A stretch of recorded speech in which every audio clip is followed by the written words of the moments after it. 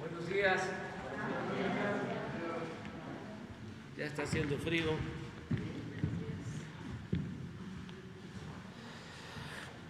Bueno, ayer acordamos que la secretaria del Trabajo, Luisa María Alcalde Lucán, nos iba a informar sobre el proceso de elección en el sindicato petrolero.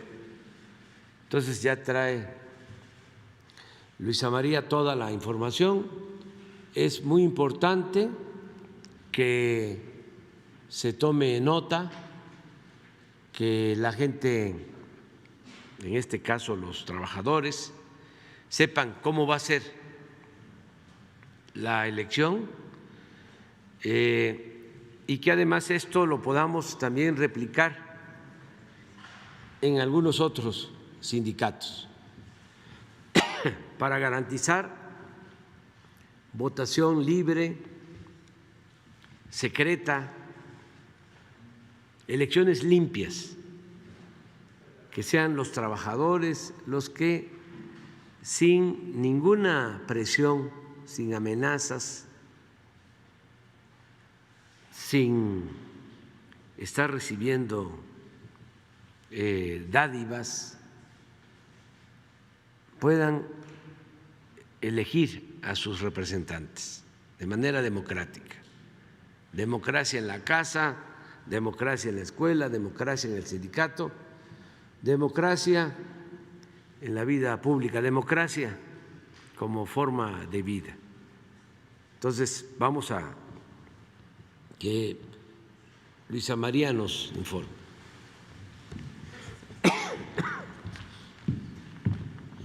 Con su permiso, presidente, y a todos los que nos escuchan aquí, los presentes, por instrucciones del presidente, vamos a informar sobre el proceso de elección a secretaria o secretario general del sindicato petrolero. Si nos ayudan con la presentación.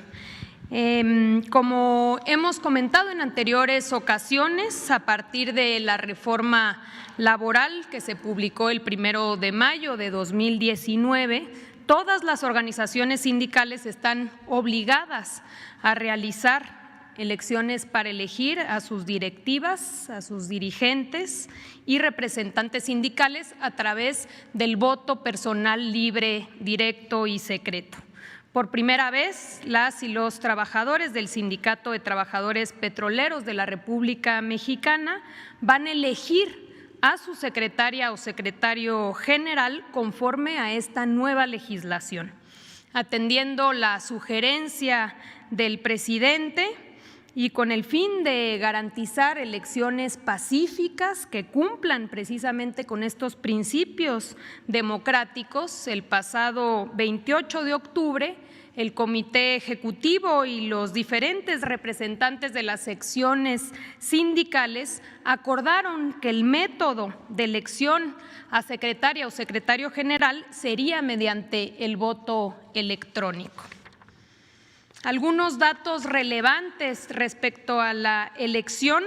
Primero, que como se informó, se realizará a través de una plataforma de voto electrónico que fue desarrollada por la Secretaría del Trabajo y Previsión Social y que se va a poner a disposición del sindicato. El padrón de votantes se estima en 89,000 trabajadoras y trabajadores que tendrán derecho a voto.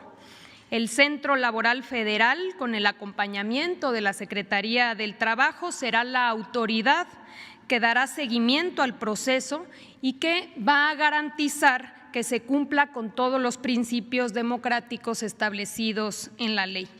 Durante este proceso, cabe mencionar que van a participar cerca de 400 servidoras y servidores públicos de la Secretaría del Trabajo. Adelante. Aquí, como pueden ver, está el proceso electoral que se divide en 5 etapas principalmente, como establece el marco legal. El 6 de diciembre de este año, de 2021, se va a emitir la convocatoria y luego tendremos un periodo de 10 días, del 7 al 17 de diciembre, para el registro de todos los votantes. Viene un periodo vacacional de un mes y vamos a retomar el 17 de enero, del 17 al 19 de enero será el registro de las candidatas y candidatos.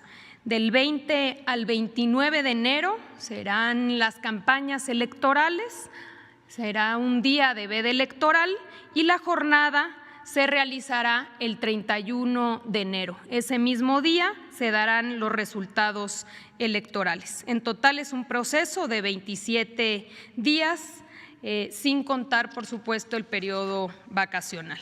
Adelante. Respecto a la emisión de la convocatoria que se va a realizar el 6 de noviembre, ella debe establecer de entrada una amplia libertad de participación sin ningún tipo de limitaciones indebidas, disposiciones que garanticen la no intromisión de terceros, incluido en ello la empresa, publicación con la debida anticipación a la votación, un periodo suficiente de registro de votantes y candidatos con condiciones de transparencia y accesibilidad, prever la votación del personal de plataformas y embarcaciones que por cuestiones de seguridad no pueden acceder a la plataforma el día de la elección y también incluir el procedimiento para poder integrar a la comisión electoral. Adelante. Respecto al registro de votantes, este proceso que realizaremos del 7 al 17 de diciembre.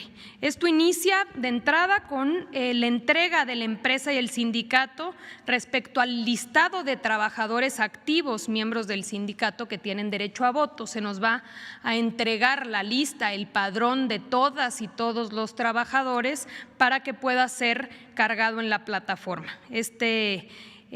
A partir de este listado, del 7 al 17 de diciembre, se debe llevar a cabo un registro presencial con la finalidad de validar los datos de todas y todos los trabajadores con derecho a voto y entregarles en ese momento el código que permitirá que puedan participar el día de la elección. Durante estos 10 días habrá un despliegue de funcionarias y funcionarios de la Secretaría del Trabajo, que aquí podemos ver adelante en este mapa, para que los 89,000 trabajadoras y trabajadores puedan acudir a acreditar su personalidad y recibir el mecanismo, el usuario y la contraseña que permitirá que el 31 de enero puedan acceder a la plataforma y emitir su voto con toda tranquilidad.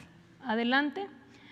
Respecto al registro de candidatos que se realizará del 17 al 19 de enero, aquí destacar que todos los trabajadores o trabajadoras que quieran participar podrán hacerlo siempre y cuando cumplan, como lo establecen los estatutos del sindicato, con 2 requisitos. El primero es ser socio activo del sindicato, pertenecer al sindicato al cual se registran para dirigir, y el segundo requisito es tener una antigüedad mínima de 10 años.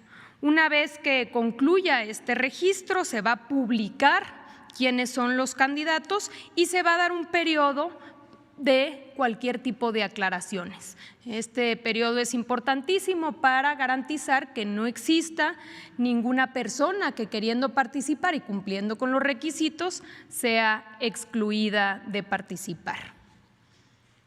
La campaña electoral se va a realizar, como mencionábamos, del 20 al 29 de enero. Este proceso también llevará el acompañamiento por parte de la autoridad laboral. Todos los candidatos van a presentar de manera libre cuáles son sus propuestas, cuáles son sus planes de trabajo al frente de la Secretaría General del Sindicato. Van a contar con la garantía de permisos de ausencia para poder realizar y ejercer su derecho a esta campaña. Habrá un seguimiento para que exista un uso equitativo de espacios físicos en todas las sedes de las secciones sindicales y espacios también de equidad en las diferentes páginas oficiales y espacios de medios de comunicación que permitan que puedan difundir las diferentes propuestas. Adelante. Finalmente, el día de la elección llega el 31 de enero, es un solo día en donde se van a emitir todos los votos. Los trabajadores y trabajadoras con derecho a voto deberán acceder este día, el día de la jornada electoral, al sistema para poder emitir su voto de manera pacífica y libre, y el cómputo de los sufragios comenzará una vez que cierre el sistema. Cuando todos concluya el horario de votación y una vez que cierre el sistema, iniciará el conteo y ese mismo día se emitirán los resultados. El Centro Laboral y la Secretaría del Trabajo van a supervisar este proceso. Adelante. Posterior a la jornada electoral, por supuesto, se publicarán los resultados en la página oficial de Internet del sindicato y en todos los lugares previamente definidos. Se va a entregar la constancia al secretario o secretaria general que obtenga la mayoría de votos y habrá un informe respecto a los resultados obtenidos en esta plataforma digital que permita conocer el número de votantes y cuál fue la participación de los trabajadores en las diferentes regiones del país. Vamos a presentarles un video que permite mostrar cómo funciona este mecanismo electrónico. Adelante. Sirvolab es el sistema remoto de votación laboral diseñado y desarrollado por la Secretaría del Trabajo y Previsión Social que se pondrá a disposición del Sindicato de Trabajadores Petroleros de la República Mexicana. Con él se garantiza un proceso seguro y digital para la emisión del voto personal, libre, directo y secreto. El funcionamiento del sistema comienza con la carga de información del sindicato y la empresa, la cual incluye padrón de trabajadores en activo con derecho a voto, centros de trabajo y secciones. Posteriormente se llevará a cabo el registro presencial de las y los trabajadores, quienes deberán acudir personalmente a los módulos establecidos donde se validará su identidad. Se complementará el registro con datos personales y datos de contacto. Una vez concluido el registro, el trabajador recibirá su usuario y contraseña que necesitará para emitir su voto. El día de la votación, las y los trabajadores ingresarán al sistema con su usuario y contraseña y un código o token que les será enviado en el momento. Una vez dentro de la plataforma, la o el trabajador tendrá 5 minutos para elegir al candidato de su preferencia y el sistema le pedirá confirmar su voto. Sirvolab emitirá el recibo de voto que avala la participación en las elecciones. Una vez que finaliza la jornada electoral, se procederá al conteo digital y se darán a conocer los resultados en el sistema. Así, hacemos historia. Gobierno de México. Presidente, será la primera vez que se utilice este mecanismo de votación electrónica, convencidos de que con ello se puede garantizar que de manera pacífica y libre puedan participar todas y todos los trabajadores ese día de la elección. También aprovechamos para mencionar, dado que el día de ayer fue una de las preguntas expresas en este espacio, si me permiten poner dos documentos respecto a las elecciones seccionales. Aquí hay 3 elementos importantes a mencionar. Primero, que se trata de 2 elecciones independientes. Existía la confusión de que había una elección seccional y que los que sean electos en las secciones iban a votar a su vez por el secretario o secretaria general, como se hacía en el pasado de manera indirecta. No es el caso, se trata de 2 elecciones independientes y en el caso de la vacante a secretario general, como comentábamos anteriormente, será una elección directa. Eso significa todas y todos los trabajadores afiliados al sindicato votarán el 31 de enero por su dirigente nacional. También mencionar que respecto a los tiempos y los plazos, esto es una decisión que fue tomada internamente por el sindicato, ejerciendo su autonomía. A la autoridad laboral no le toca establecer los plazos de dichas elecciones. Lo que sí le toca es vigilar que se cumpla con los estatutos y, por supuesto, que se cumpla con la Ley Federal del Trabajo. ¿Por qué las elecciones a seccionales se dan en este momento? Por 2 razones principales. La primera es que el vencimiento de las directivas seccionales se vencen el 31 de diciembre. Aquí está la toma de nota, cómo esas elecciones fueron realizadas del 1 de enero de 2019 al 31 de diciembre de 2021.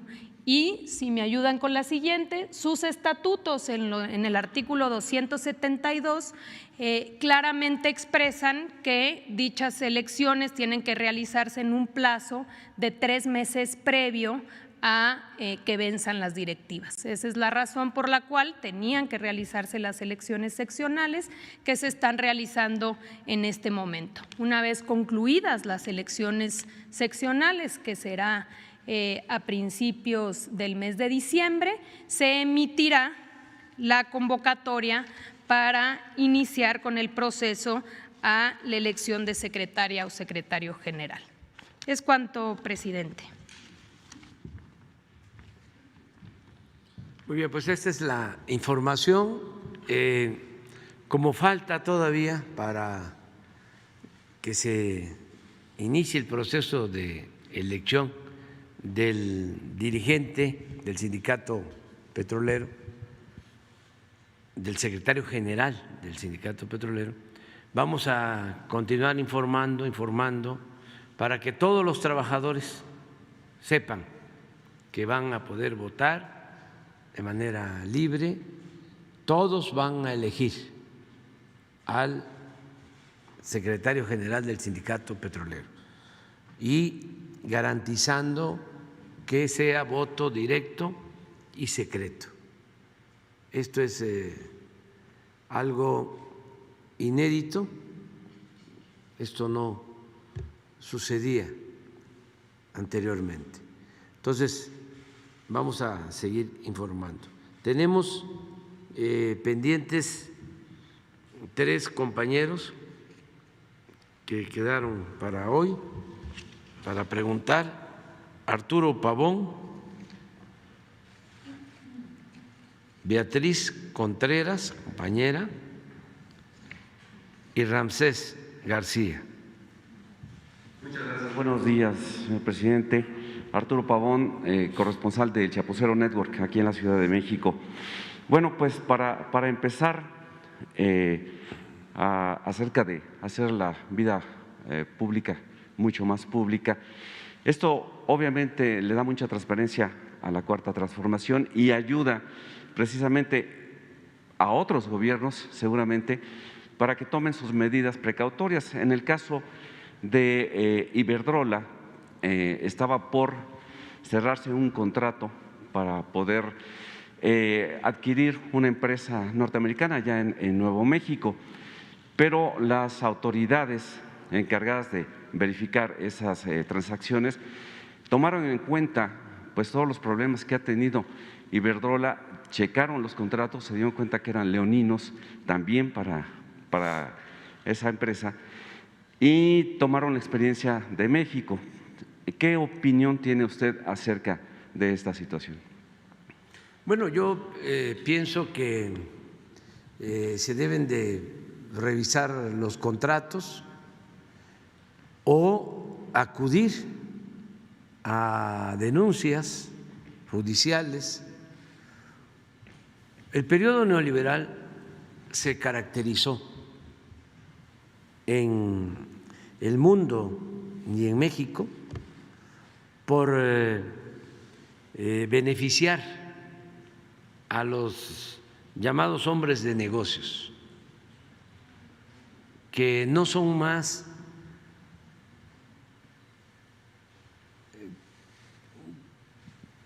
que traficantes de influencia, ni siquiera se les puede llamar empresarios, porque el empresario es un agente responsable. Incluso hay empresarios de toda la vida, sus padres fueron empresarios, sus abuelos fueron empresarios, hay una ética empresarial de por medio. Lo que sucedió en el periodo neoliberal es que surgieron supuestos empresarios, más bien traficantes de influencia. Yo les comentaba de un caso de cuando Salinas decide entregar los bancos a sus allegados y le entrega un banco a alguien que no había sido banquero, nunca. Y la expresión de esta persona fue: y yo que soñé con robarme un banco y ahora me lo entregan para que yo lo maneje. Pues estos traficantes de influencia,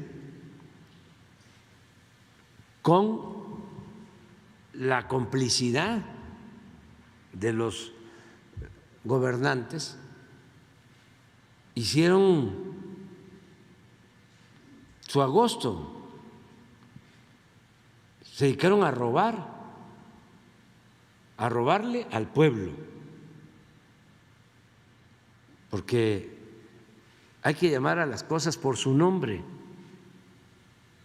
Antes hasta nos hacían creer de que el ratero era el que se robaba una gallina, un pavo, la ropa que dejaban tendida en el patio, los cilindros de gas, la bicicleta, el que se robaba una bolsa en el mercado. Eso eran los rateros. Y los grandes ladrones corruptos ni siquiera perdían su respetabilidad.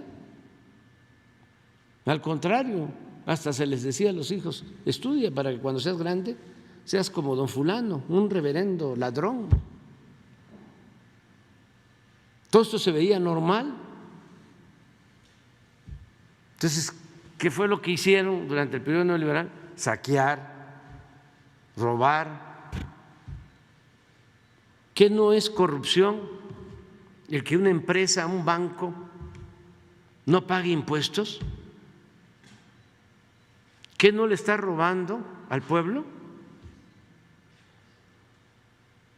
Imagínense si a una empresa le condonan 20,000 millones de pesos, pues esa cantidad ya no ingresa a la hacienda pública, no se puede utilizar para impulsar la educación, para garantizar el derecho a la salud, para promover el desarrollo, para combatir la pobreza. Ese es un robo vil. Entonces,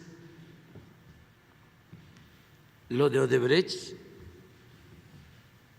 era eso, llegaban, sobornaban a los funcionarios, los convertían hasta en sus empleados y obtenían contratos jugosísimos, pero no solo contratos. En el caso de Odebrecht, cuando se hace esa planta de etileno, les empiezan a devolver el IVA cuando empiezan a construirla, de modo que con la devolución del IVA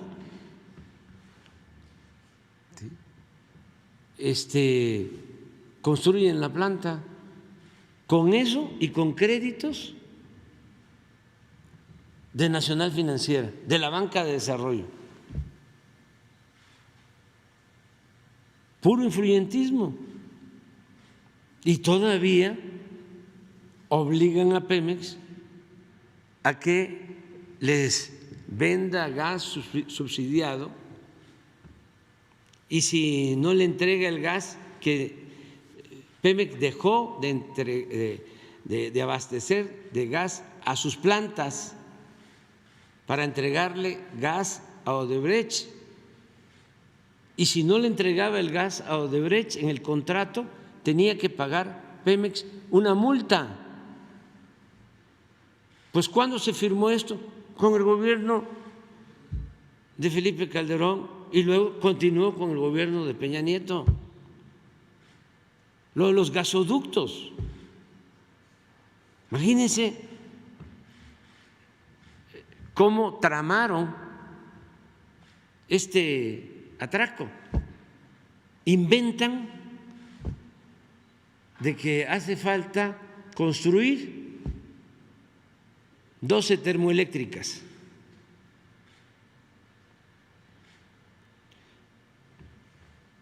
Y para abastecer de gas esas termoeléctricas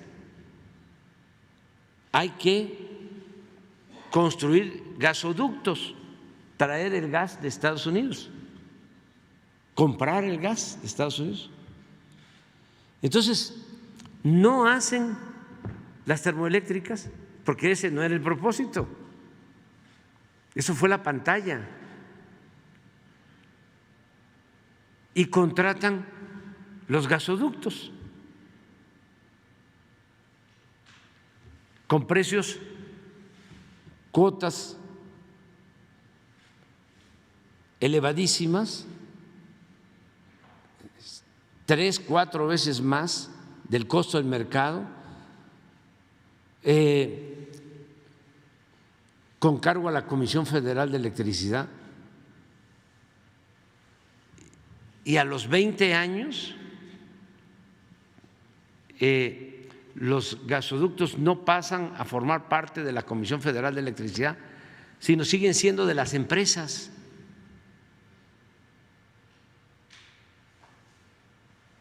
Entonces, ¿cómo autorizan eso? No hay acuerdo del Consejo de la Comisión Federal de Electricidad. Totalmente irregular. eran atracos. Lo mismo en el caso de los reclusorios.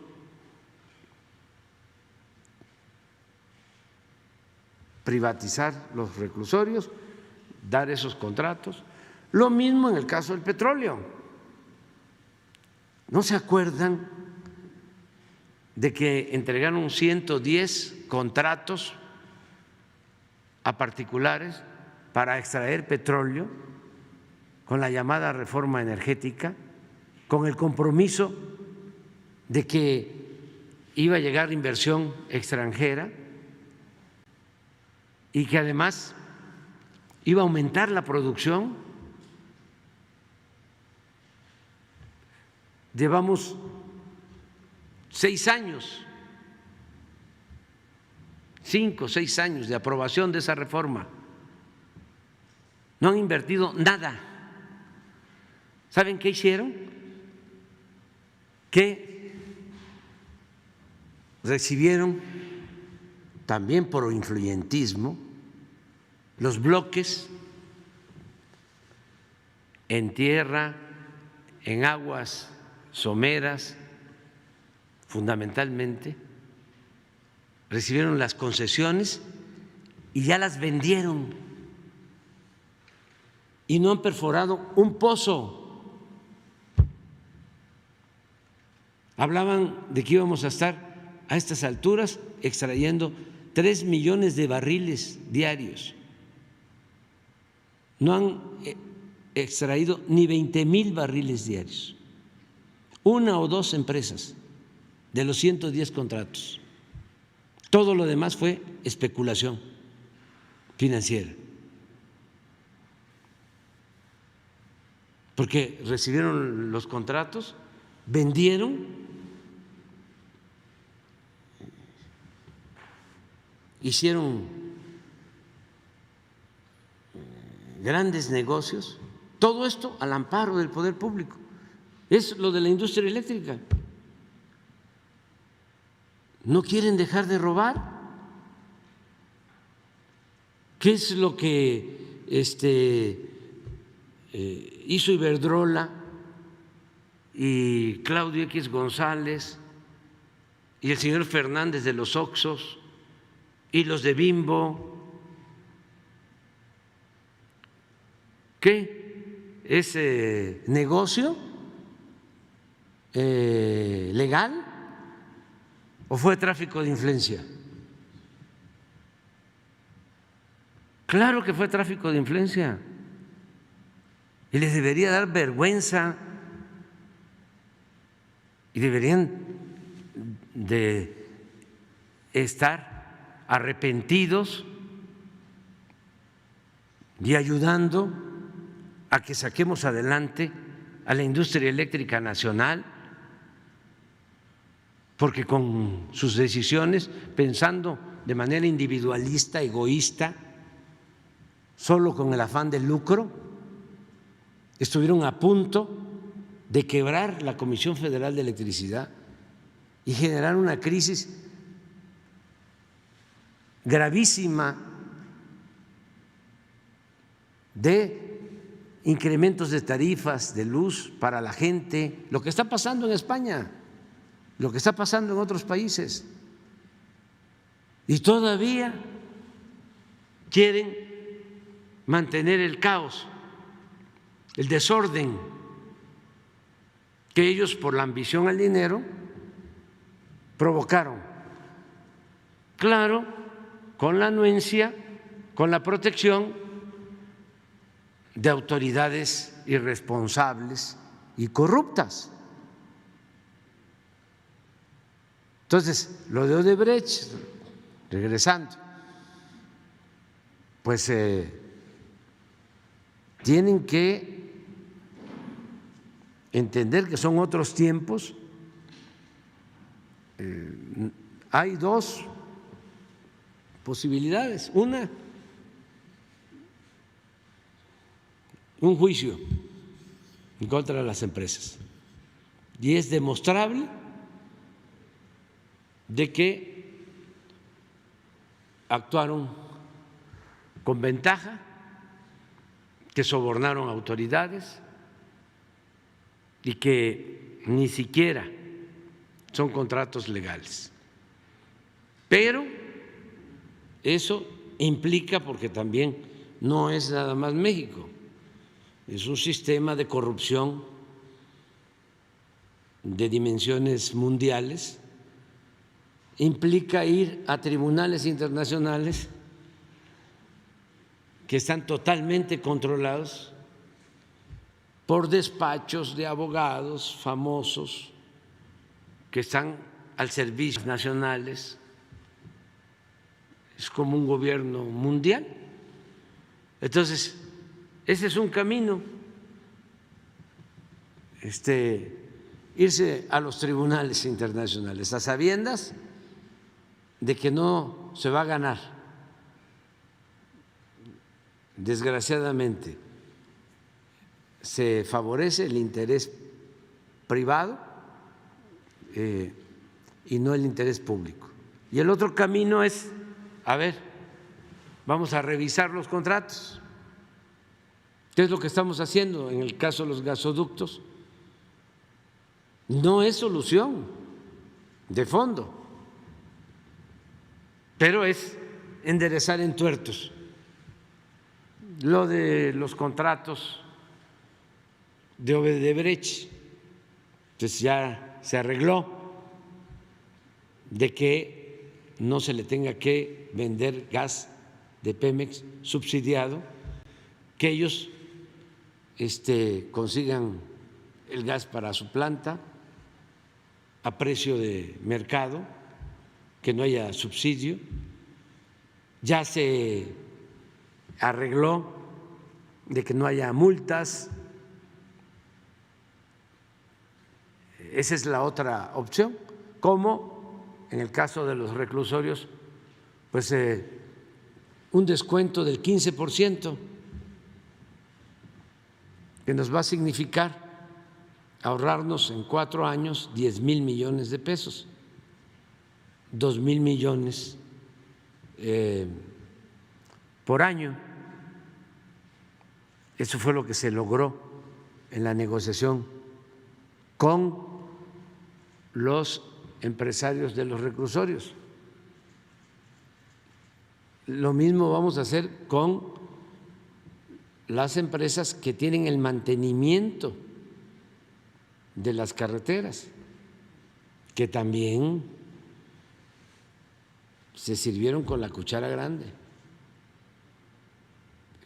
Tenemos que pagar como 10, 12,000 millones de pesos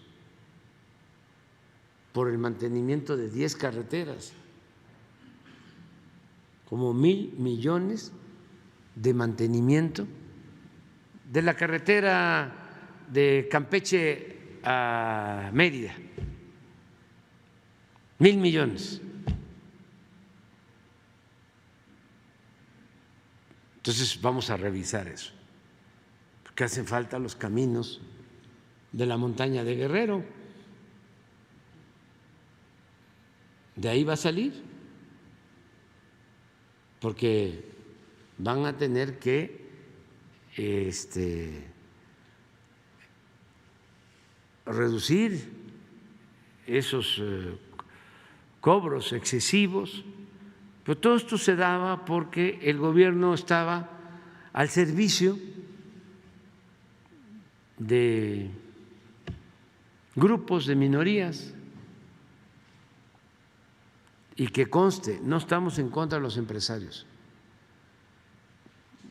porque lo que sucedió con el neoliberalismo es que de repente aparecieron banqueros, les entregaron los bancos a quienes no tenían ninguna experiencia en el manejo de bancos, nada más que tenían agarraderas, si acaso habían trabajado en casas de bolsa, pero no eran banqueros. Eso sí, muy cercanos al régimen. en aquel entonces muy cercanos a Salinas. Entonces lo de Odebrecht, pues es eso, ojalá y se termine por completo la corrupción. Yo estoy convencido de que eso es lo que nos va a llevar al renacimiento del país. Ya estamos viendo los resultados. Ayer dieron a conocer datos.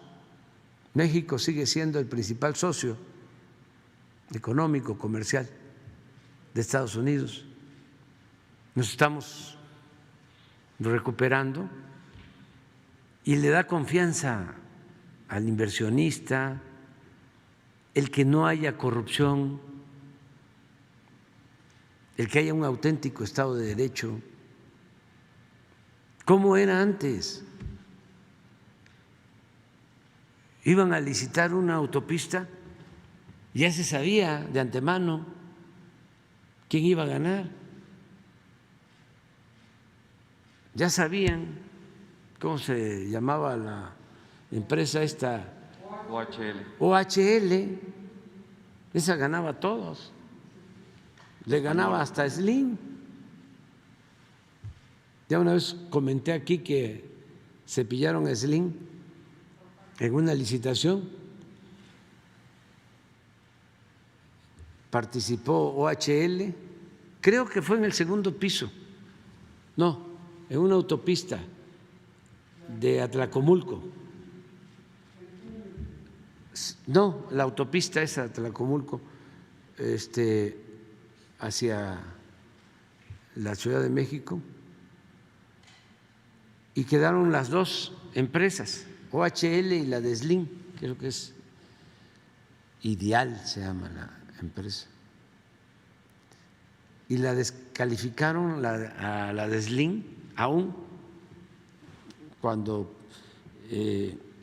presentó mejores precios, cobraba menos, y en el dictamen se estableció, a ver si un día conseguimos ese dictamen, pero ahí lo debo de tener, porque es histórico.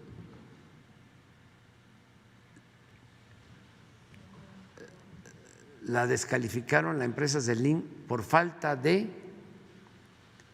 solvencia económica.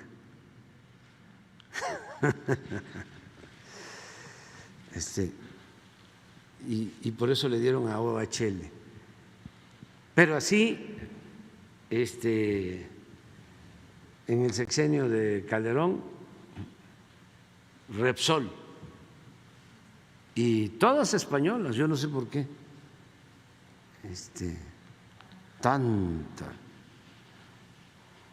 complacencia con los españoles, me refiero con los de arriba de España, con el poder, porque el pueblo español siempre va a tener todo nuestro respeto, toda nuestra admiración. Es un pueblo trabajador, es un pueblo bueno, pero los de arriba son como cuando vino Cortés o nos invadieron. Desde que llegaron se quedaron con el tesoro de Moctezuma, y el mismo Bernal Díaz del Castillo, que escribe la historia verdadera de la Nueva España, señala que pasaba el tiempo y se iba reduciendo el tesoro, o sea, se lo iban robando entre ellos mismos. Y ya cuando lo reparten, dice Bernal, ya nos toca muy poquito, pero esa mentalidad es la de todavía algunos de los de arriba, de los potentados, no del pueblo español, que es un pueblo trabajador, progresista, que merece todo nuestro respeto, toda nuestra admiración. Que de hecho Iberdrola allá en España tiene, aparte de las tarifas tan altas, que es lo que todos sabemos, lo que no se comenta es que tienen tarifas diferenciadas, es decir, en la mañana cuesta ciertos euros el voltaje, después en la tarde otra tarifa, en la madrugada, o sea que la mayoría de los españoles tratan de hacer sus actividades en la madrugada para aprovechar las tarifas más bajas. Y pues Felipe Calderón, integrante de Avangrid, era parte de las negociaciones para esta empresa allá en Nuevo México por parte de Iberdrola. Entonces, pues sí, tienen puro tráfico. Los Iberdrola, porque no solo contratan a políticos de derecha, los Iberdrola contratan a supuestos dirigentes de izquierda, tienen empleados del Partido Socialista, es el colmo, porque eso se puso de moda. De allá vino también eso, de que terminaban en el Partido Popular o en el Partido Socialista Obrero Español, en el PSOE, y pasaban a las empresas, expresidentes. Por eso aquí empezó a verse normal de que Calderón termina y se va a trabajar a Iberdrola, Zedillo termina y se va a trabajar a la empresa a la que se le entregaron los ferrocarriles nacionales. Aparte de corrupción, es completamente inmoral. Y secretarios, todos los que estuvieron en Pemex, terminaban trabajando en empresas particulares vinculadas al petróleo.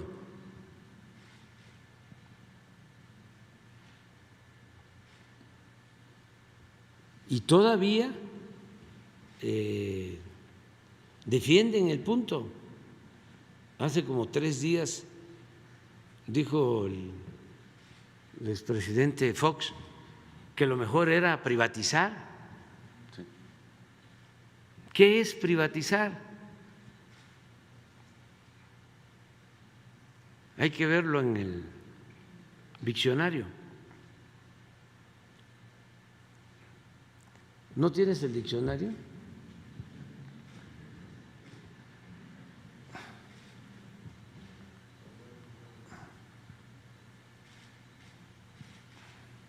¿Cómo le llamaban al diccionario antes? Tumbaburros. ¿Eh? Tumbaburros. No, le decían de otra manera.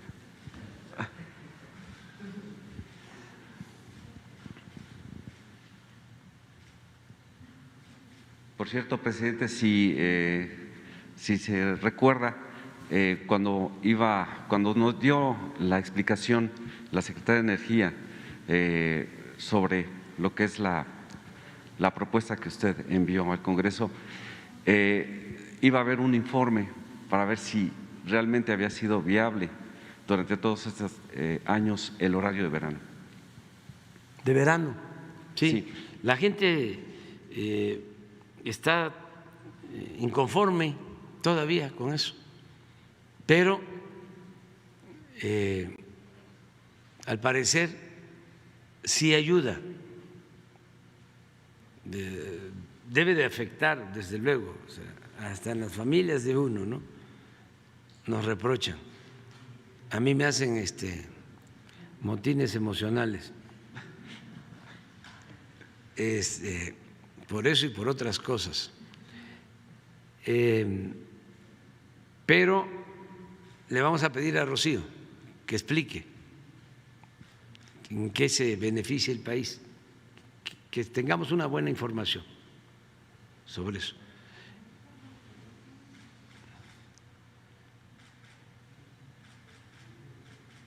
¿Sí está?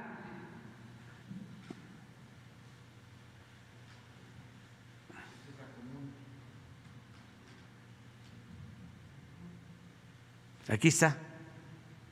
Esto es privatizar.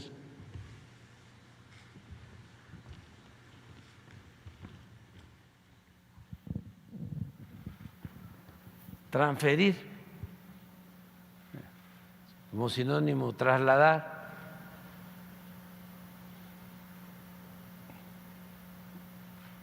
Entregar una empresa o actividad pública al sector privado, volverlo público privado.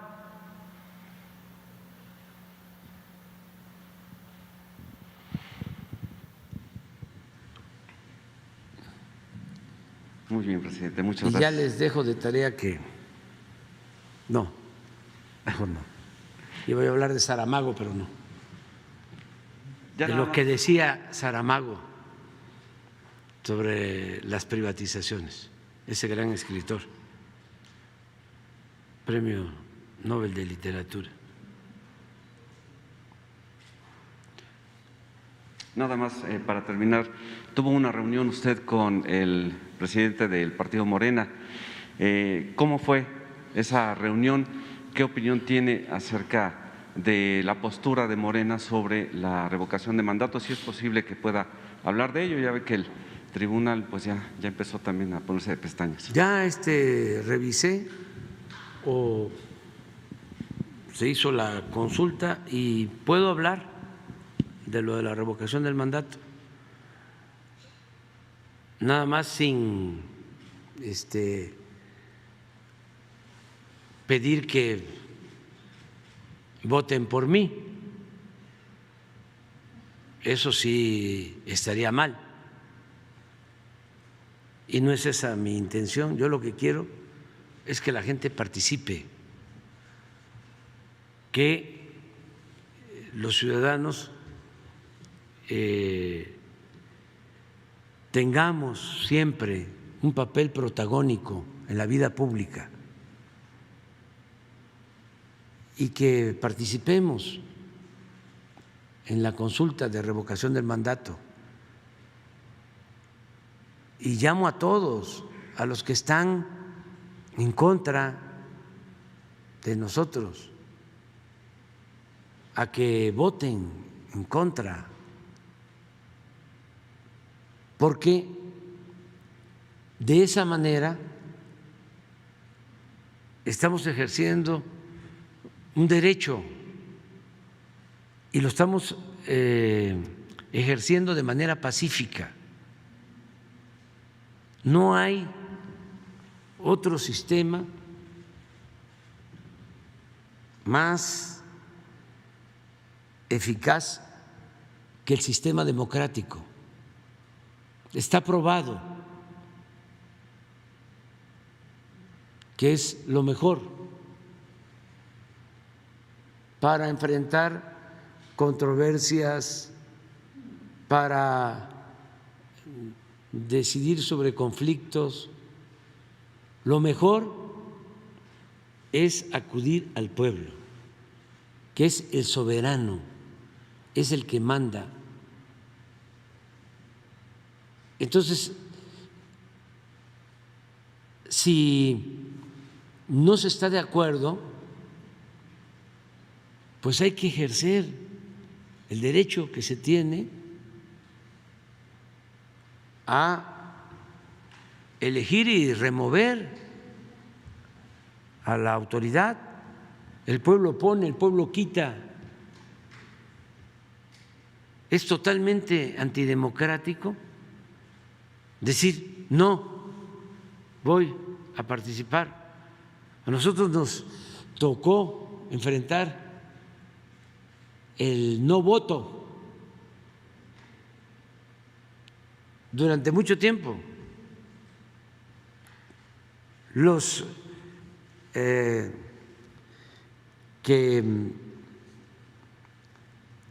se sentían radicales llamaban a no votar, y con esto le hicieron siempre el juego a la derecha. Habían lugares en Chiapas en donde tenía influencias el zapatismo, llamaban a no votar y arrasaba el PRI. Arrasaban.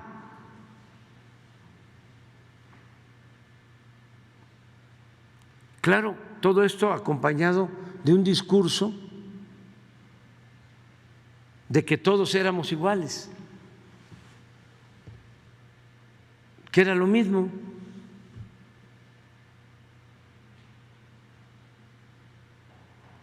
Esto lo hacían organizaciones sociales, pero también organizaciones de la llamada sociedad civil. Cuando veían de que teníamos posibilidades nosotros, llamaban a no votar.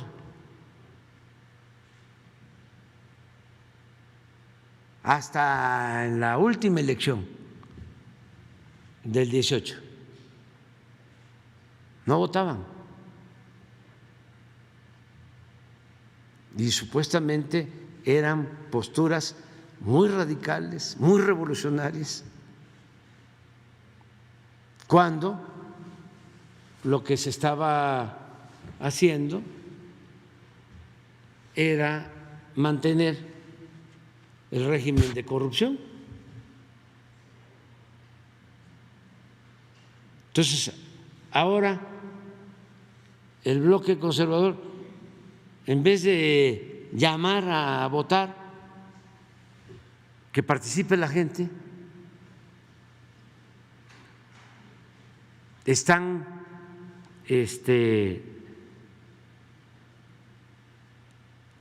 a punto, todavía no se descaran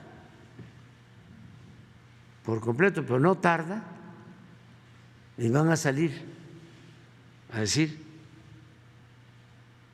de que es una farsa, que cuesta mucho dinero,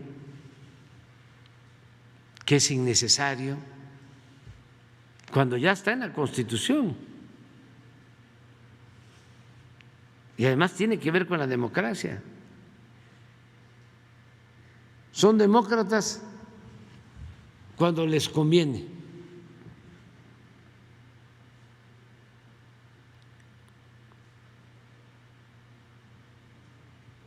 Cuando gana un movimiento contrario a su pensamiento conservador, no, pues no hay democracia, no existe la democracia.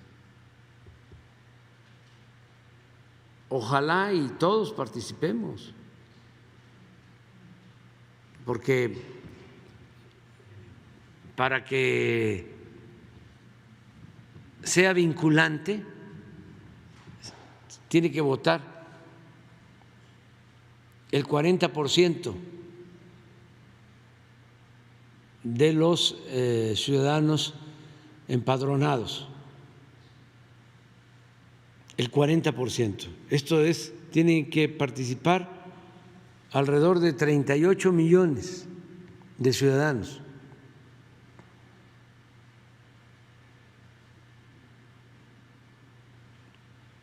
si todos cumplimos con nuestra responsabilidad y estamos a favor de la democracia, si somos sinceramente demócratas, pues claro que se puede superar ese porcentaje de 40%. Y también decirles a los adversarios, a los conservadores, que si no se llega al 40% y yo pierdo, si la gente dice mayoritariamente o porcentualmente son más los que quieren que yo me vaya, me voy, aún no cumpliendo el 40%, porque ¿cómo voy a gobernar sin el apoyo de la gente? ¿Qué hago sin el apoyo del pueblo? ¿Cómo enfrento a la mafia del poder sin el pueblo? Tengo muy clara la enseñanza en la historia de lo que fue la canallada que le hicieron al presidente Madero, que se quedó solo, no logró un acuerdo con los campesinos porque no entendió, a pesar de ser un hombre bueno,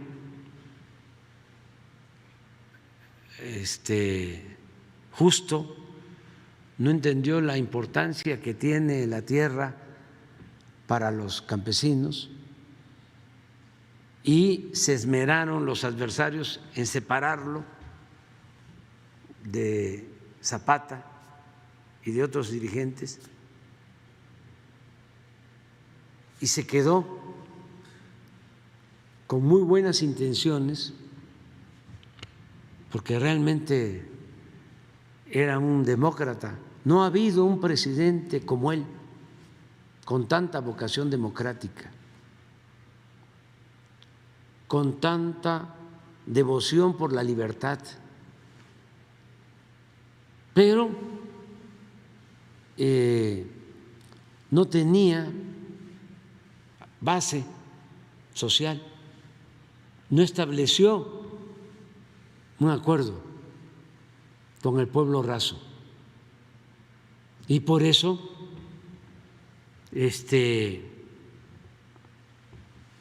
fue víctima de una campaña tremenda de desprestigio en la prensa porfirista, que en el periodo de la dictadura se dedicó a callar y aplaudir, y de repente se vuelve opositora. Por eso nunca le perdonaron a Gustavo Madero, que lo asesinaron de manera cruel, cuando les dijo: le muerden la mano a quien les quitó el bozal, porque fue una campaña de prensa en contra del presidente Madero, vil, más los militares porfiristas, Huerta venía de reprimir indígenas en la zona maya, en Guerrero, todos ellos se habían entrenado reprimiendo a comunidades indígenas para quitarles las tierras, las aguas durante el porfiriato. Y termina el presidente Madero rodeado de ellos. Pues ¿qué pasó? lo traicionaron, porque no contaba con el respaldo del pueblo. Entonces, nosotros sabemos eso. Como decía el presidente Juárez, con el pueblo todo, sin el pueblo nada. ¿Para qué voy a estar aquí si no tengo el apoyo del pueblo? Solo de florero, solo de adorno, solo para que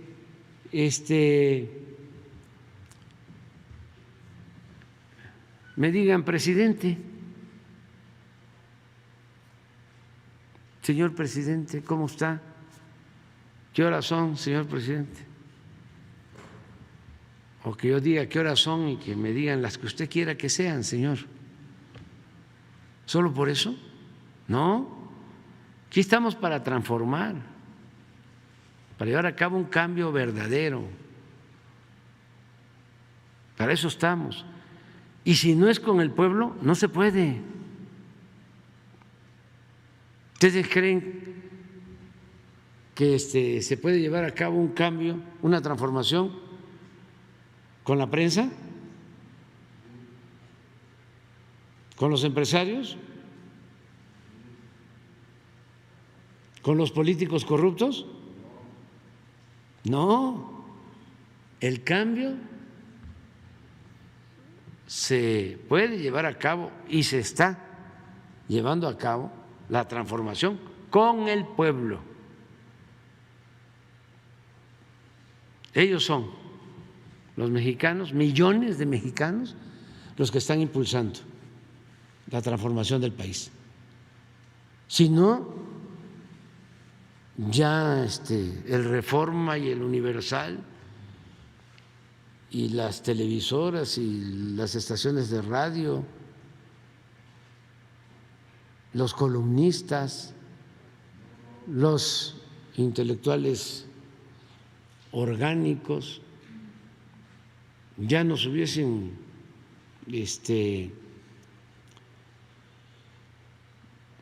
sometido, nos tendrían bocabajeados, pero no, es la gente. Por eso, atender a todos, escuchar a todos, respetar a todos, pero darle preferencia a la gente humilde y por el bien de todos, primero los pobres. Que además hay algo adicional, la gente humilde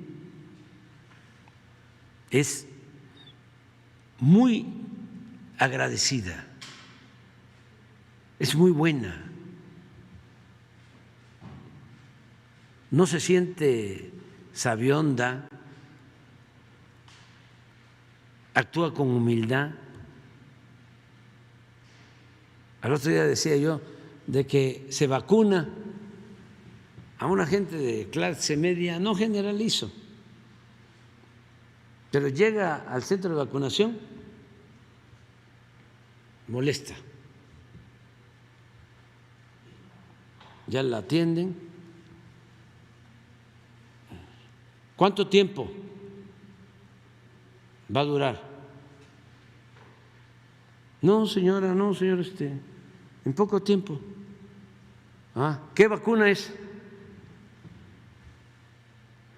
No quiero donde me vayan a meter ese chip comunista, No, señora, es Pfizer. Pues apúrese, ¿no? ¿Por qué se tardaron tanto? Porque tienen la obligación de vacunarnos. Es nuestro dinero, son nuestros impuestos. Y ahí van y ya la vacunan. Ni siquiera da las gracias. Una gente humilde, aún sabiendo de que es dinero del presupuesto y que es una responsabilidad del gobierno o de los servidores públicos vacunarlo, va en silencio, con humildad, lo vacunan.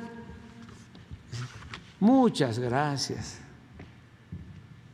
muchísimas gracias. Y gracias, y gracias, y gracias, y bendiciones. Ojalá, ¿sí? Y entre más arriba estemos en la escala social, en la escala económica, no olvidemos la humildad. Es más, pensar que el poder es humildad. Entonces, ya me tengo que ir. Ya, quedan pendientes las otras dos.